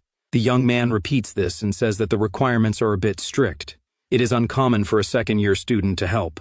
Fernan replies that it is not against the rules, and he managed to pull it off. Jace says that merchants are impressive, and the plan is good. So, if he promises to give a lot of money, the saint will join. Fernan thinks he is a bastard. While Jay shows a contract instead of training, the ego says he will plan once more with the spiritual herbs near Lake Farron in the east. He needs to make it seem like a coincidence. So first, they should just walk around until he questions if A was paying attention. A replies that his Sunba was there. He seemed to be an assistant too. The ego responds that there is no money involved. A says he probably wants some extra points. So, he calls the Sunba, but Grad interrupts, warning that training starts in 30 minutes and the assistants must take their positions. The young man complains that he usually wanted to meet with his Sunba. Elsewhere, Jace warns that he dressed the doll, and now his brother must give a bit of his blood and mana. The protagonist pours a few drops on the doll, and it takes on his appearance. Jace comments that it looks convincing and was at the top of his class just as he knows. He used his spell all the time to escape from the Pope. Fernan questions this. Jace says it was obvious that he didn't, and he is a legendary mage who cannot be deceived, but it took him a few hours to realize, and even now he is not sure. Fernan stands up, thinking it is good enough, and reflects that to confuse the greatest mage in the world, Jace is a genius. He would be a great help to A in the future, but strangely he is not mentioned in the prophecy, despite being talented and a member of the Church of the Dragon God. It is natural for humans to hate demons, and the Church specifically has disgust for them. The blasphemy that some demon uttered really irritated the Church. After that point, when demons appeared, the Church became practically insane and transformed into an anti-demon cult, so he could end up as his ally one day. And Jace says he should return in 5 hours. Fernan understands and warns that he was counting on him. He jumps through the trees, spying on a while, reflecting that he was leading the way and only had a lake on the eastern side of Lake Farden. Then he warns that it was his turn now. He should do exactly what his Sunba commanded. HT notices the one in front of him and repeats about seeing Von Kalbunder before him. He asks if he would try again, but he knows he can't. Von reflects that he is aware and does not plan to appear pathetic. Remembering Fernan asking him to join A during training, which was completely terrifying, Von says he did not accept defeat. A questions if 2 times were not enough. The swordsman replies that it doesn't matter if it was 2 or 100 times. He lost his reputation, so now he will fight to regain his honor. The ego says that the spirit continues to challenge through defeat. It didn't seem like it the first time, but now it was good to see how magnificent a knight was, and urges Ain't to accept the challenge. He responds that Von was fine, but it was forbidden to fight among participants there. The swordsman says it doesn't matter and only fights for honor. Rules mean nothing but losing honor. The sword complains that he would be embarrassed by this knight. Fernan watches from afar and thinks that Von is doing very well and should continue. At the same time, he jumps from the branch, warning that he will take care of his business. He looks around the lake and thinks that no one was there, and if he searches for mithril, there is no risk of noise. Then he wonders if he should try, as he can finally use his magic. And he really wanted that, thinking he needs to find Mithril before A arrives there. That's why he prepared something special using a summoning spell and calls his servant. The principle of magical technology was to combine all magic techniques. And the essence of a merchant was to gather a lot of money. Fernand summons a golem with his mana, then says that for now his name is James. Then he sends him to go find his Mithril. Vaughn shouts that he will not pass until he defeats him. Anna thinks that it is totally annoying, but enough is enough, as Vaughn was acting like a child. The cowbunder boy only remembers his master telling him to wait at least an hour. A questions what he said, and Vaughn complains that he likes to do this. He absolutely loves to disturb someone and ruin their life. He was so eager for this, so it should hurry and attack him immediately. The boy kicks him, asking what kind of crazy he was. Vin falls away and says he is indeed crazy, so he should come to him. But Ain't has disappeared. He checks the watch and wonders how long it lasted. An hour and 10 minutes had passed, so Vaughn was safe. In the cave, thinks he finally escaped from him. And the rules were about not dueling. But in this cave, he would never find it unless he actively searched. And the ego says it would be obvious. A warns that there is something there, and he feels another energy besides the spiritual herb that was mentioned. The ego tells him to look down, observing the spiritual petals. Int says they hit the mark where he needed. At the same time, in the submerged cave, Fernand opens a smile, celebrating that he found the vein of mithril crystals, along with his golem James up above. A says it is problematic because they found the herbs, but no one is crazy enough to mine with that monster being there. The ego says he did not expect to see a sea dragon there, and it was not a good time, so they should go back until they have another chance. Ink questions if he fights it, and the ego says he will discover the taste of human flesh. That thing was beyond his level. Suddenly, the cave trembles. Some stones fall on the dragon's body. It awakens and rises, with the ego saying it is bad. A says that now he will have to fight facing the creature. At this point, he would have to defeat the creature. The ego tells him to stop and get out of there as it was on another level. The creature advances and the ego screams for him not to look back and just run. A dodges the charge with a jump. Then he prepares his sword for a spinning cut, hitting its head. The creature moves its tail and strikes the side of A's body. He slides in the water but opens his eye in surprise. The serpent roars once more and forces A to engage in the aura. That creature shot a jet of water from its mouth, and the swordsman tried to block it with his sword. A forced his foot into the ground, being pushed back by the serpent. Both fell to the lower level of the cave. Fernand said there was too much noise and wondered if the water dragon had awakened despite having fed it tons, thinking it was better not to fight the water dragon, since dealing with the demonic possession. Ain't lost the chance to awaken just as the prophecy said, but that is the reason he gave the heart of the holy bird. He would probably be fine, so he warned James that they were getting out of there. Ain't managed to keep himself pressed against a wall. He complained that he almost lost his life, and the ego said that was the reason it had told him to run. A said the dragon came at him as if it wanted to take his life too, but the soul replied that if the ground hadn't broken, he would have been devoured. Ain't questioned if he didn't hold up well, and the ego replied that it was thanks to the heart of the holy bird he received from Fellenberg. But at least the spiritual herbs were fine, and Ain't said he was very far away, so it would take an eternity to climb there. The ego said it felt something strange from another direction, but Ain't felt nothing.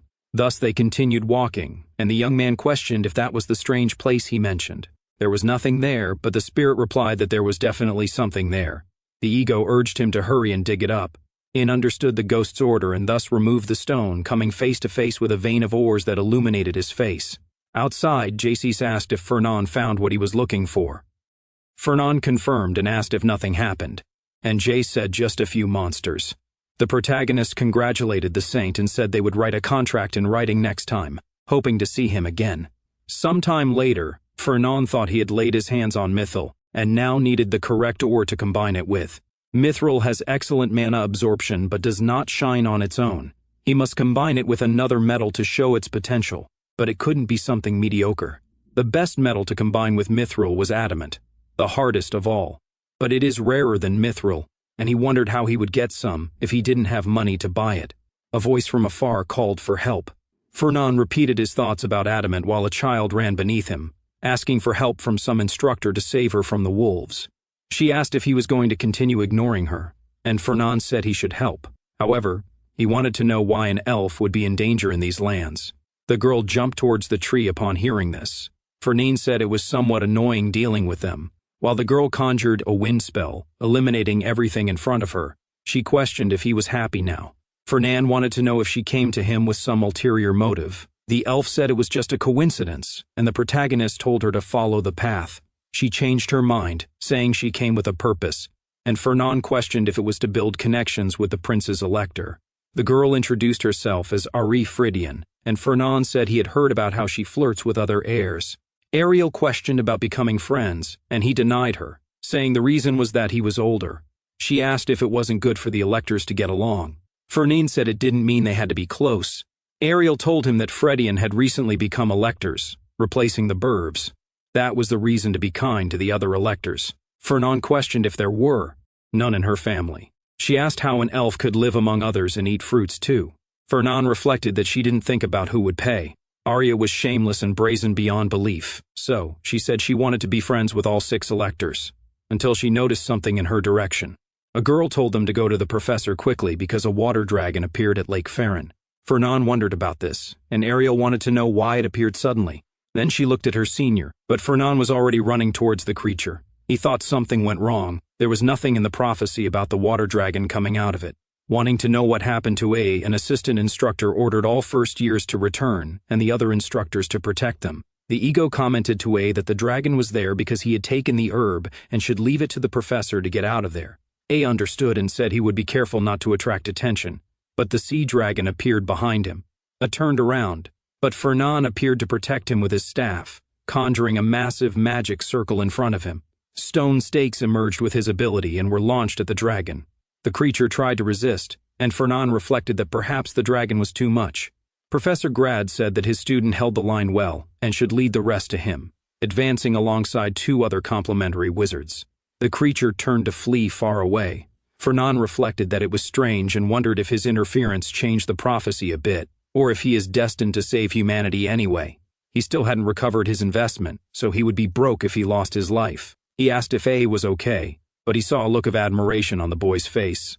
A said that his senior came to save him, and Fernan explained that protecting a student is part of the job, but if he is okay, that is all that matters. So he must do his job. Ain asked if he can take a second to chat with his Sunba, and Fernan told him to go ahead. But the boy replied that it is something a bit embarrassing. They went to a quiet place, and Fernan said that there is no one around so he can talk. Ink questioned if the Merchant Guild also buys ores. Fernan said yes, but wanted to know if he wants to buy something. Fern corrected him that no, he is out of money so he cannot buy anything.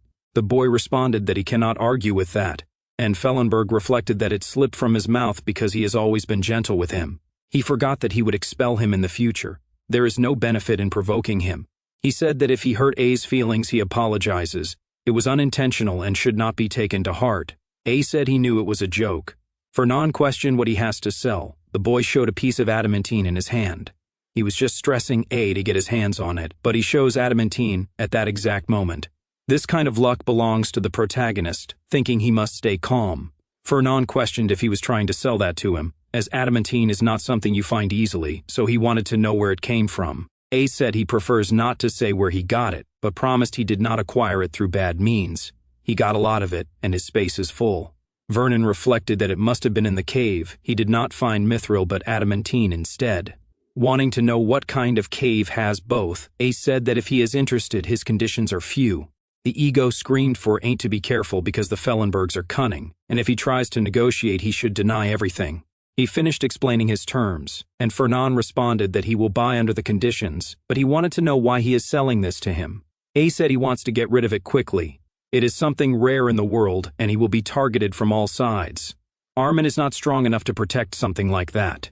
Fernan questioned if he is giving the hypothesis that if he takes his life and keeps the adamantine for himself, a joke that he gave him a holy bird's heart and fought the dragon to save him. The protagonist reflected that this guy really trusts him and has gained major points for saving him. So he said he is right. There is a lot to take care of, and reflected that he knows. Fernan repeated that he was the one who saved the boy from the water dragon. So if he ever tries to turn him into a beggar, he will want to remember that day. He should never forget that he risked his life to save him, and it responded that it is clear. Fernan turned, warning that he will prepare the contract and contact him again. A wondered what he meant, and the ego responded that he was crazy after seeing adamantine. At home, Hyde announced that he is back. He was away from the ducal state for a while and wanted to know if anything happened while he was gone. Fernan asked if he finally returned, surprising Hyde, because he was sitting on a throne of adamantine and mithril. I questioned where he got that, and Fernand said he bought it and mined it. The secretary said that even with money it is impossible to obtain, and if he sells that, his guilt will surpass this year's goal. Fernand responded that he will not sell that. Hyde questioned what he will do, and the protagonist moved his cup, saying that he will sell a colossal ego that moves and lies on its own. Knights have their loyal steeds and elves have spirits as companions, but merchants have none of that. He questioned why they should be the only ones alone. So, he decided to correct this absurdity by creating a colossal ego golem. Fernand responded that golems require advanced magical technology and astronomical funds, meaning only the wealthy can dream of this. He thought that, especially since a war with demons was coming in the terrible era when the demons will emerge, it will serve as a bodyguard to protect him and transform into something solid and dependable. Hyde reflected that he doesn't know why a merchant needs a golem, but he would stay quiet since he seemed to be in a good mood. He then questioned how big they are talking about regarding a colossal ego golem, and Fernand said it was 10 meters and it would be something very cool, until his head started to feel pain. He reflected that it was another damned prophecy. Hyde took his young master to rest and told him to bite the thermometer. Fernand said he is not sick, but his servant asked how many times he has screamed because his head suddenly hurt. Then he went to check the temperature, and he must endure it now because it must be a side effect of being struck by lightning. Fernand reflected that he had another prophecy where a contractor for a demon attacks ain't at the yacht club. This club is one of the social groups of the academy where only nobles enter. Fernand was also there to make connections. That was not all. He was the one who suggested a simple tea party on a luxurious yacht at sea. But of all times, the moment was convenient for everyone when a monster appeared, and the contractor sneaked onto the yacht. Being a member of his company, he wondered if Fellenberg was involved in this. It seemed there was a traitor among humanity, and he seemed more incompetent than expected. Fernand wondered why he had several people looking for his adamant, but it was not surprising that ain't would bring his ruin, since anyone would have thought he made a contract in that situation. Hyde was startled to see the temperature, then put a bag of ice on his head. He said that the young duke's fever was high, and he must call a doctor immediately. He heard there was a guest in the company, but he thought it would be better to send him away. Fernand said he was not expecting anyone. However, he decided to go because it smelled like money. Coming face to face with Professor Grad, he questioned if he wanted to sell the body of the sea dragon that appeared during the exam. Grad confirmed, warning that everyone said Fellenberg would make a low offer, but he did not think so. Fernand reflected that it was useful in various parts, and asked if it was okay to approach a student this way. Grad questioned who would be crazy enough to go against a Fellenberg, and wanted to know the reason for asking Roselia to be an assistant. She was very sticky with the rules, and next time he should come to him. Moreover, it was an official acquisition request from the academy, and he was there as a leader. He contacted the Fellenbergs, and they told him to talk to Fernand. Fernand said he was only interested in a part. Brad complained that he will not sell in parts and must buy completely because they were talking about a sea dragon, and no part was bad. Fernand thought that was true. The bones and teeth are extremely durable and make good equipment. The eyes and blood are rich in mana, and the scales are perfect for armor. Buying everything would be good. But he was doing business and must maximize profit. Grad said he would sell to another family, but Fernand reminded him that the creatures captured in exercises always go to the professor's research fund, questioning if it wouldn't be good for him to sell for a good price. Grad said he wants a good price for what he desires and questioned what he needs. Fernand told him that he only wants exclusive rights to sell ships to the academy. Every time they buy a ship, they must buy from the Golden Turtle Company. Grad questioned why the academy would need this and if that was really all he wanted. Fernandin replied that absolutely yes, thinking that there was no need now. But after the incident of the prophecy, the academy recognized the importance of naval combat. Naturally, they will prevent a ship from taking damage and deal with massive repair costs. In other words, it was a highly profitable business. In a bookstore, a girl asked for a basic cookbook. She checked the cooking section but did not find it. The librarian said they probably sold it, but he would check the stock for a moment. He opened the door and started looking at some books. A demonic aura formed behind him and began to report. They have just confirmed that a Armenian never found Van Kalbunder. In his plan, he should have gone after him. But it seemed that someone interfered along the way, and he did not fully identify it as the traces completely disappeared. The librarian asked if there is no way to find it. That is what he was saying. The creature responded that it will try other methods and find out, but the man told it to forget because it was going too far. For now, it should focus on the next plan. It was strange. If Kalbunder really fought with it, there was no way not to feel the energy, and he wondered why the academy didn't mention it. The traces disappeared, and he wanted to know if it was all just a coincidence, or perhaps it had been intentional because of someone. The creature asked if anyone knows of its existence, but the man said it is impossible.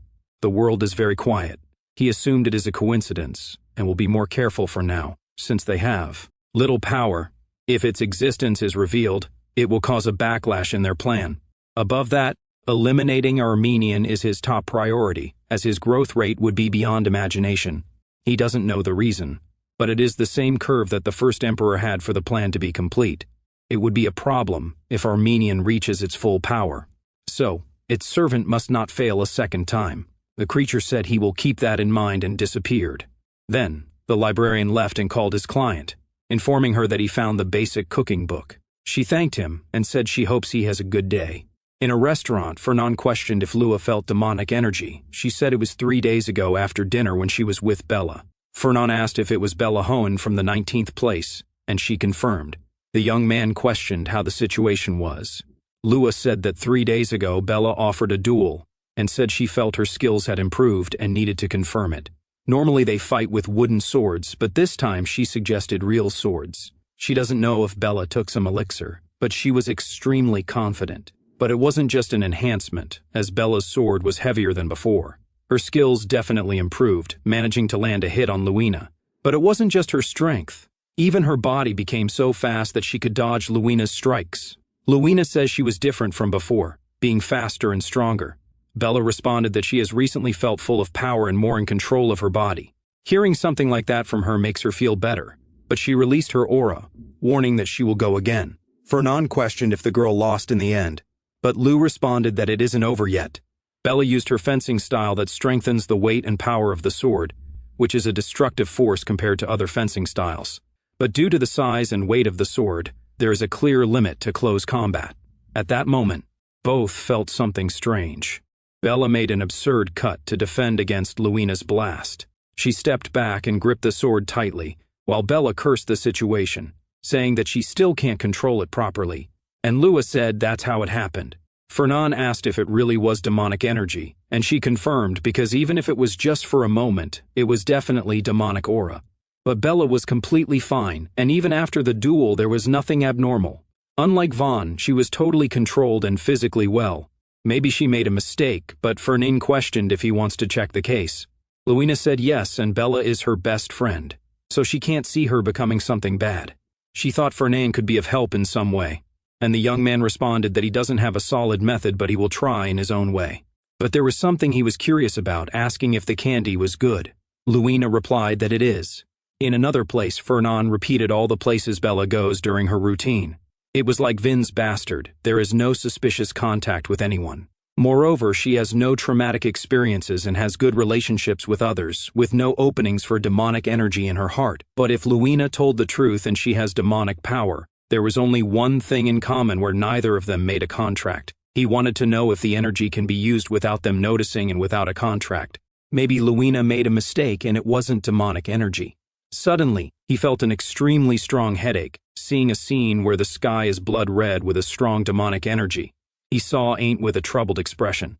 That scene looked familiar, with the ego saying that everyone was acting strange. The demonic energy appeared along with Andromalius, close to awakening.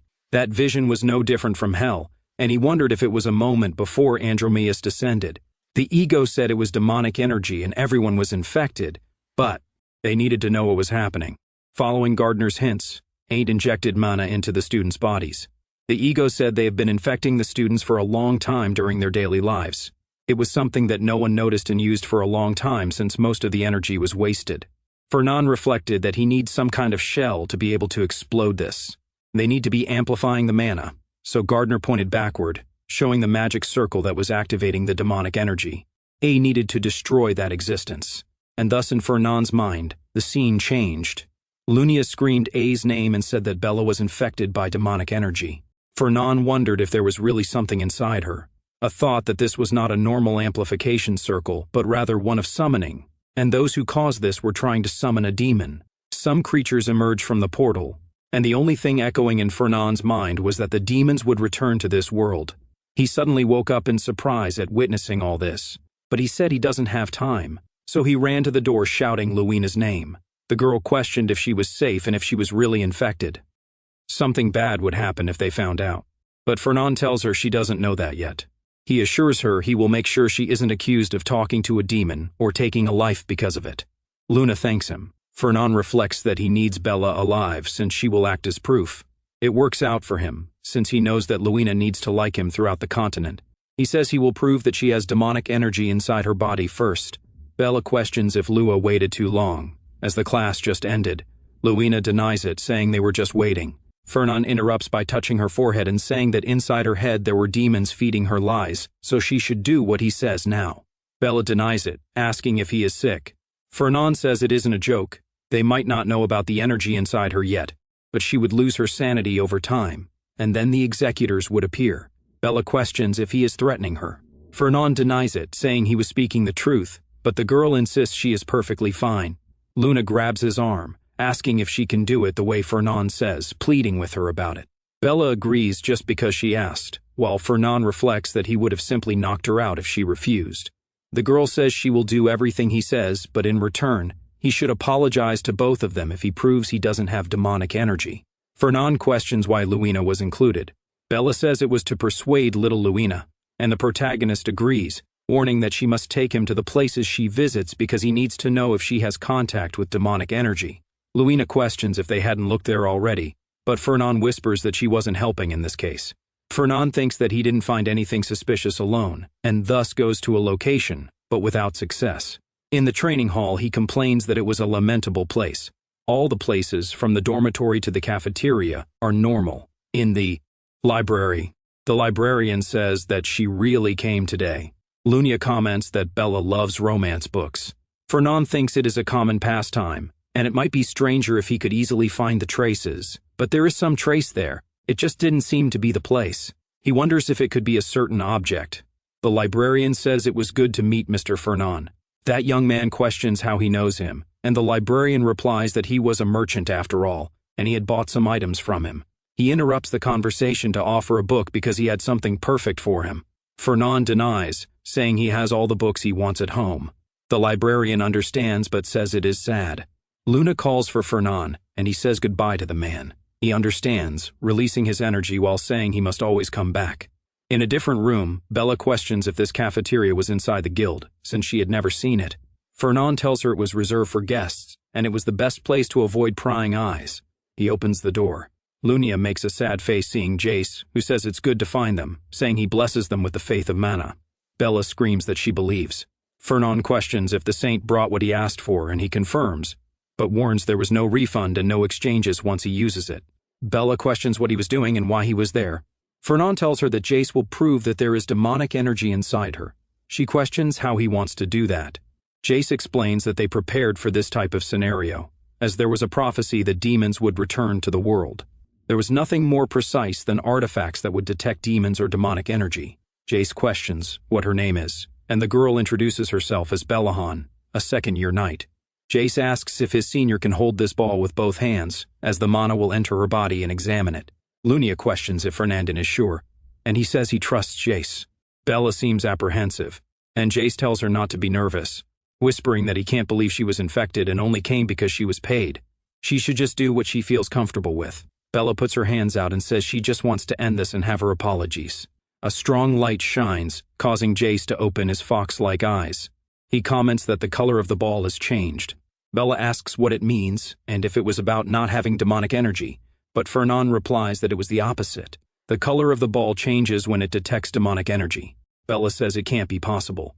Fernand tries to calm her down, but Jace starts to recite a prayer to the dragon god to purge the evil, conjuring a fireball to try to send Bella to hell. The girl screams Jace's name, and thus the sphere falls to the ground. Luna was able to defend against the magic with her sword. Jace shouts that he will take her life. Moments later, he summarizes that the students are being infected by the energy at the academy, and he wants to know if Bella really didn't encounter a demon. Fernand replies that he has been keeping an eye on her for the past few days and there was nothing suspicious. Jace says it would be terrible if he is right. It would be better to ask for help, but Fernand denies it because demons will hide if this is published. Jace must listen carefully because demons cannot know that they have knowledge of this. He has a plan, and if helped, he will be able to eliminate everyone in an ambush. Jace repeats this and says to just send what needs to be done. Fernand questions if he can make the demonic energy inside Bella disappear. The saint asks her to give her hand, but Bella seems to suspect he is trying to take her life. He says he will only purify the energy inside her body and will not do anything else. Bella screams that he is a liar and has crazy eyes, in addition to being scared. Luina shouts for Fernand to do something. The young man repeats that Bella is not a bad person, and if Jace doesn't stop that look, he would have half of the work out of order. Jace analyzes this and returns with his fox-like gaze while asking for forgiveness. He asks her to please give her hand because the order will eliminate all who are bad and demons but will not harm innocents and victims. Bella questions if this magic really purifies demonic energy, and Jace confirms it, saying he would not hurt her by touching her hand. He warns that there will be a bit of burning inside. Now Jace says he has cleaned all the bad energy, leaving Bella lying on the ground unconscious. A few minutes later, Luna comments that the building was sturdy as it did not collapse with Jace's spell. Fernand says he built it to withstand shockwaves, but wants to know if Bella is okay. Lena confirms because her friend will wake up soon. She suggests he should carry her to her dormitory, but Fernand asks her to wait. He pours wine into Bella's mouth and says it will be less suspicious if she seems drunk. There's nothing wrong with being careful with demons. Lua replies that it would be bad for her image. Fernand tells her to cover Bella's face with a cloth in that case. Lua thanks him for the help, and the protagonist reflects that this solves his business. He just needs to use Jace to find all humans infected with demonic energy and purify them. This way, he will be able to minimize the chaos as well as prevent what was coming from the demons in the best-case scenario. First, he will prepare things for the yacht club meeting. He thinks he has investigated the suspicious people from the guild, finding one who had become an employee, though he doesn't know if they were working with demons. This was the most natural scenario. He thinks it is not related to this, and it was not difficult to plan when he knows the future. If things go according to plan, I should trust him 100%. It won't be long before he considers him a friend. The next day, he goes to the port with Hyde, opening a smile and announcing that it is time to fish a little. The director says he heard from Professor Grad and summarizes that he wants exclusive rights to sell boats. They should say they sold the Sea Dragon for a good price, but exclusive rights were too much. He questions him about one more condition. In exchange for guaranteeing exclusive rights for the Academy for the next 20 years, he will give the Sea Dragon materials for a reasonable price.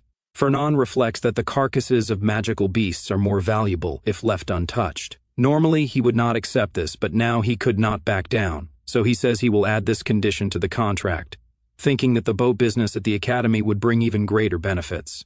Outside, Hyde congratulates Fernand, but the young man says it wasn't necessary since it wasn't his first contract. Hyde questions why he insisted on exclusive rights, as that requires family support. Honestly, he doesn't think the Duke will approve, and it didn't seem good. But Fernand replies that it wasn't for now, but there will be an opportunity soon. Hyde doubts that, but the protagonist asks where the list of yacht employees was. His secretary said he left the list on the table. Fernand asked if there were any suspects, but there were none. This made sense. If they were easily discovered, they wouldn't be demons. This time, O will handle everything, so there's no need to worry. But it would be bad if the boat broke. The protagonist of the prophecy was completely on his side now, and it was time to check the result of his fishing. In the library, the ego asked how it went. A said he was fine. Thanks to the spiritual herbs, the magic of the holy bird was fully absorbed. Gardner said that was good, adding that they should replenish his magic and sell the adamant for money. It was really good to have a wealthy ally.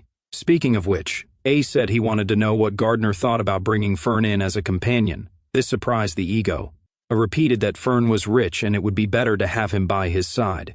Gardner admitted it wasn't a bad idea. They aren't idiots, they will realize how serious the situation is. A replied that it would be better to show Fern in person, but since Fern has never seen a demon or vile creature before, A isn't sure how he'd react. Gardner responded that demons exist and will reveal themselves eventually. However, he warned not to trust completely, even if he keeps him company. The Fillenbergs once made deals with demons.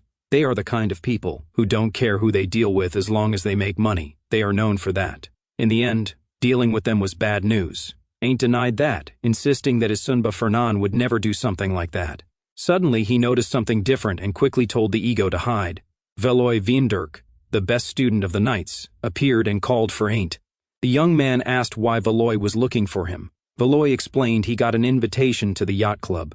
They said he could bring a guest, and he thought of taking A. Veloy added that he needed a recommendation from a member to enter. and since A, an Armenian, he met the qualifications. Inc. repeated this, and Gardner commented that if he was joining, rich kids must be involved. This guy was trying to drag him into trouble, especially since everyone was trying to keep their distance from him thanks to the Schwaben. I thought it would be better not to go and tried to thank him and decline, but Gardner told him to wait a second. If it was the yacht club, they must be going to the ocean. Gardner insisted he should go since he had an arrangement left by his ancestor there. Blasi asked if he would go, and confirmed, saying he just needed to know the date and time later. He accepted and turned to leave, while Gardner remarked that if everything went as planned, he would make use of the Sun Wang arrangement there. A asked how many of these arrangements existed. Gardner replied that the more the better for dealing with demons. Elsewhere, Fernand delivered an invitation to the yacht club to Lunia. The girl remarked that it was strange to receive an invitation from someone who had tried to block her participation. She had lived through a lot for this. She mentioned that Bella is also a member of the yacht club, which made Fernand look a bit confused. Fernand reflected that he had been blocking Luina from being a member and had considered pressuring her using the debt. But honestly, there were less qualified people than Luina in the club. She asked why he changed his mind out of nowhere. Fernand explained that he found traces of a vile creature and received information that something will happen at the club. So, he set a trap. Lunia said that was perfect. She would never forgive what they did to Bella, and it was time for her revenge. Fernand congratulated her on her good attitude. He asked if Bella had woken up, but the girl denied it, even though a whole day had passed. Both wondered if Jace had burned her out of anger. Fernand stood up and said it was lunchtime, so they should go. Walking away, they saw Vaughn sitting on the ground, looking down nervously. He wondered how it ended up like this. E, the proud heir of the Cowbunders and once the second best in the combat department, was defeated by the seed of the Armenian and lost his chance to become the head of the family. Then he was abandoned by the prince he considered his support, and by Valois, whom he wanted to be friends with. Valois had currently received the invitation to the yacht club that Vaughn wanted so much to enter. That spot should have been his. He should have gotten an invitation. Everything was going badly thanks to that bastard Armenian. But someone was approaching. Ain asked if Aaron wanted to have lunch with him. Oi. And that's where we wrap up today's video. Don't forget to turn on the notification bell so you won't miss out the next video. If you enjoyed this video and want to see more, leave your comment down below. Also, don't forget to drop a like to support our channel and subscribe to stay updates everything that comes out. See you next time. Bye bye and big hug to everyone. I am out.